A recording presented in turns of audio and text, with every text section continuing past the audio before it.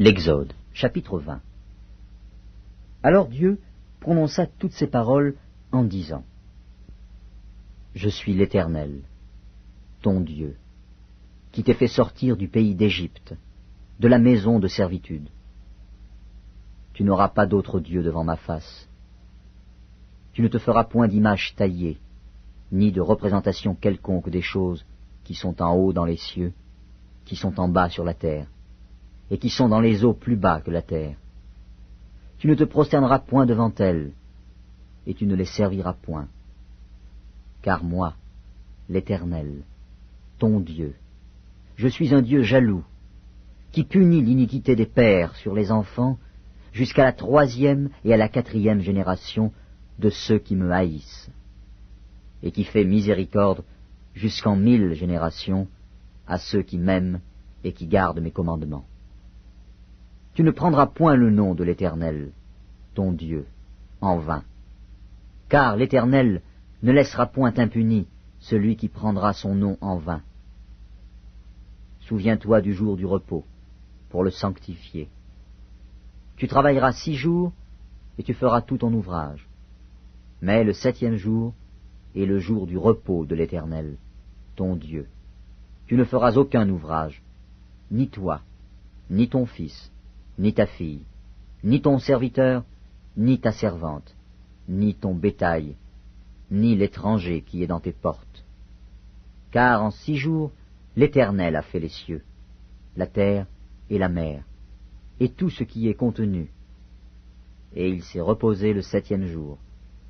C'est pourquoi l'Éternel a béni le jour du repos et l'a sanctifié.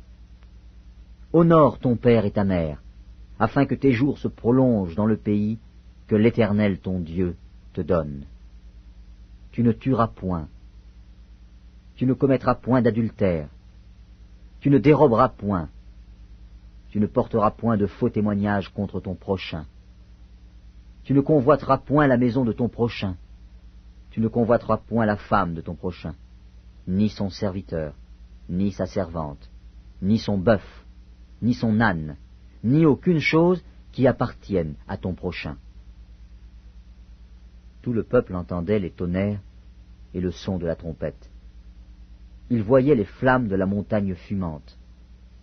À ce spectacle, le peuple tremblait et se tenait dans l'éloignement. Ils dirent à Moïse : Parle-nous toi-même, et nous écouterons. Mais que Dieu ne nous parle point, de peur que nous ne mourions. Moïse dit au peuple : Ne vous effrayez pas, car c'est pour vous mettre à l'épreuve que Dieu est venu, et c'est pour que vous ayez sa crainte devant les yeux, afin que vous ne péchiez point. Le peuple restait dans l'éloignement. Mais Moïse s'approcha de la nuée où était Dieu. L'Éternel dit à Moïse : Tu parleras ainsi aux enfants d'Israël. Vous avez vu que je vous ai parlé depuis les cieux. Vous ne ferez point des dieux d'argent et des dieux d'or pour me les associer. Vous ne vous en ferez point. Tu m'élèveras un autel de terre, sur lequel tu offriras tes holocaustes et tes sacrifices d'action de grâce, tes brebis et tes bœufs. Partout où je rappellerai mon nom, je viendrai à toi et je te bénirai.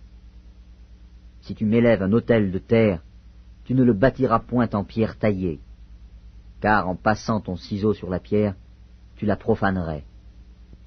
Tu ne monteras point à mon autel par des degrés, afin que ta nudité ne soit pas découverte.